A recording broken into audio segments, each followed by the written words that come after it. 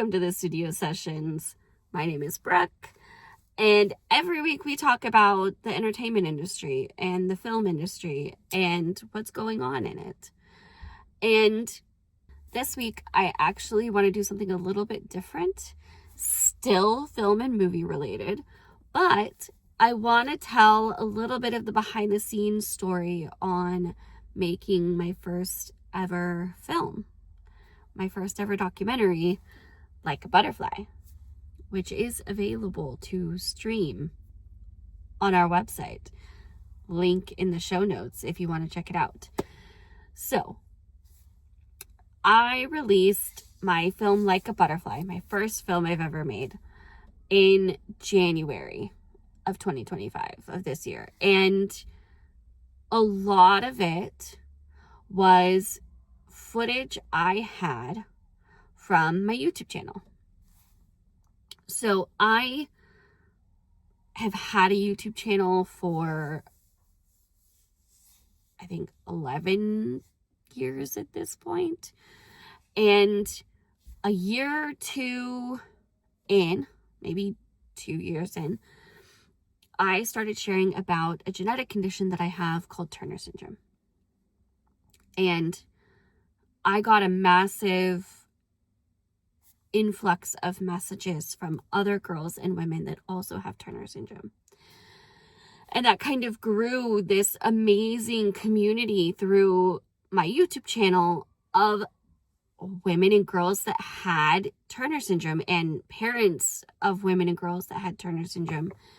And it was incredible. And I started thinking how blessed I was to have that opportunity to share my story. I even started the Coffee and Turner Syndrome podcast, where we talk about different Turner Syndrome topics every week. And I would hear other girls' stories. I would have them on to share their stories. And it was incredible. I was so thankful for that opportunity. And one day, I was watching a documentary about this woman that had, I believe it was something like chronic fatigue syndrome. I might be confusing things a bit. It's been years since I've watched it. But she had a chronic illness, a very debilitating chronic illness where she had very low energy, could barely physically do things. And it was her sharing about her experience having it to bring awareness to it. And at the end of watching that, I thought, there should be one of these about Turner syndrome.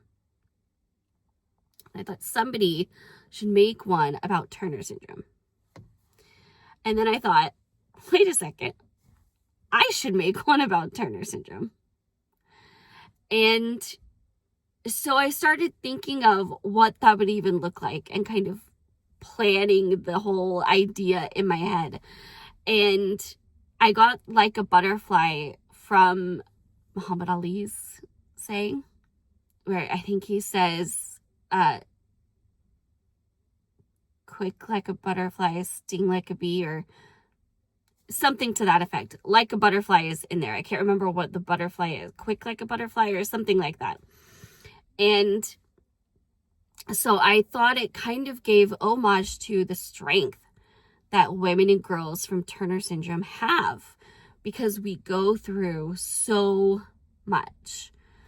And so in thinking about what would this even look like? What would I want this to look like? I started pulling clips from my YouTube channel together. And then I started planning an interview section. And I had my husband, who is an amazing tech person. He is really good with so much of that kind of thing.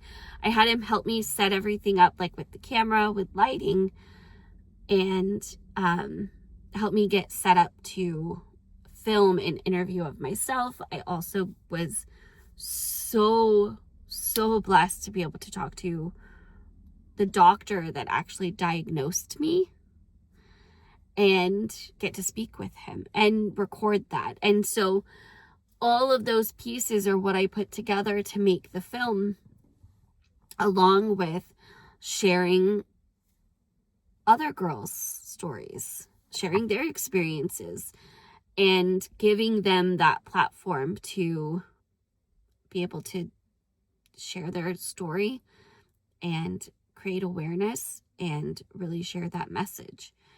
And the really amazing part is that is now out and available, and people that watch it may be hearing Turner syndrome for the first time, and now they have some context and understanding of it. And that was my goal. That was my biggest goal, for those that have it to get encouragement from it, but those that have never even heard of it to hear of it for the first time and have an awareness and context of what it actually means.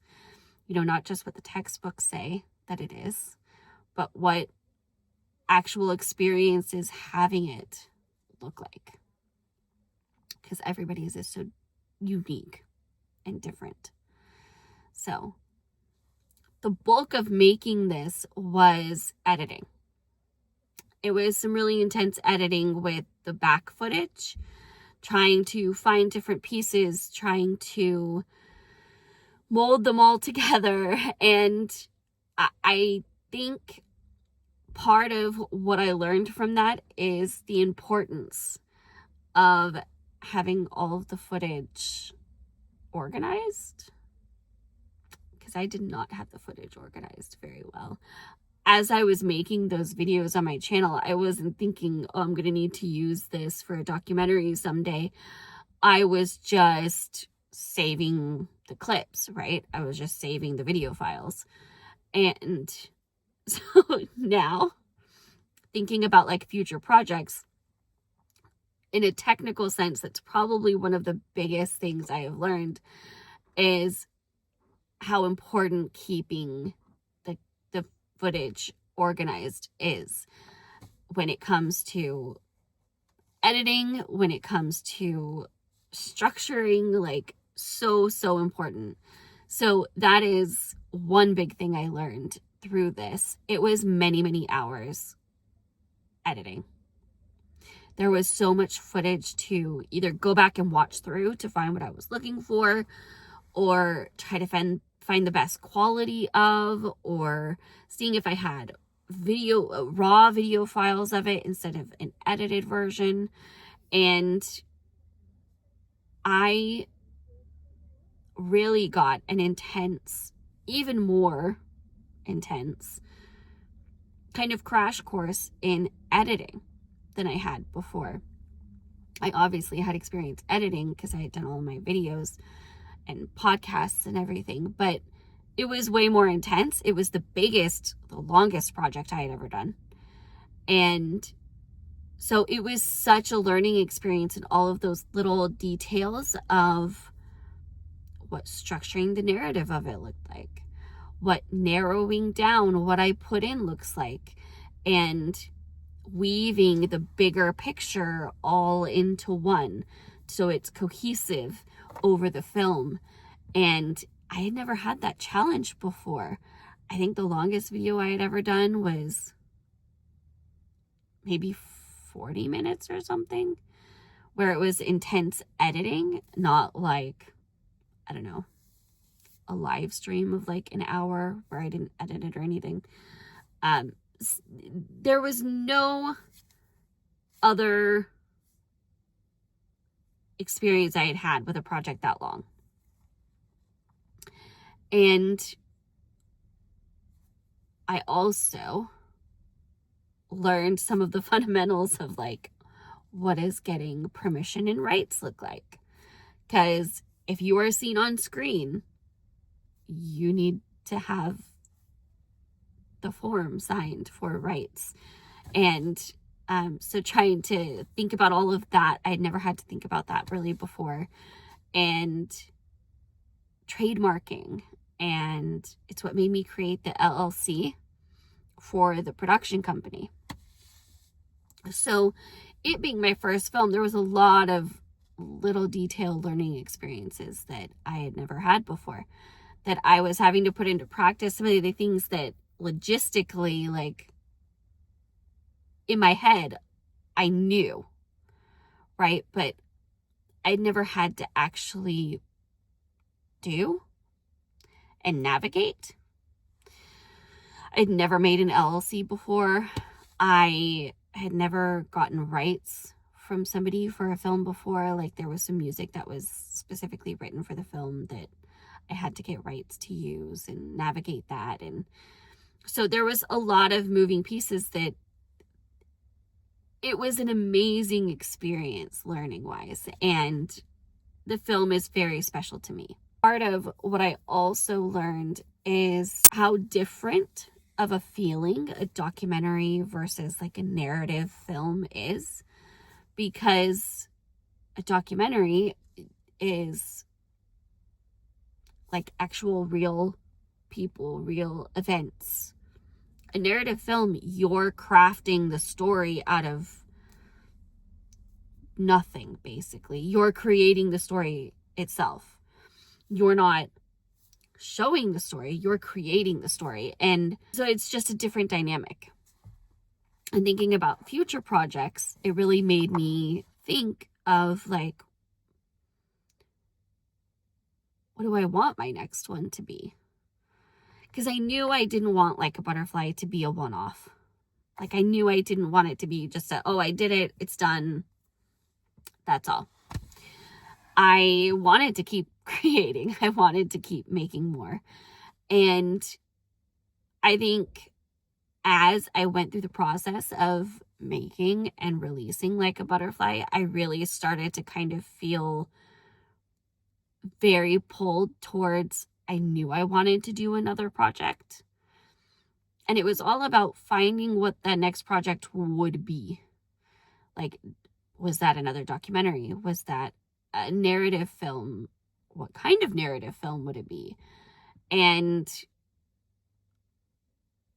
really starting to try to identify like who I am as a filmmaker.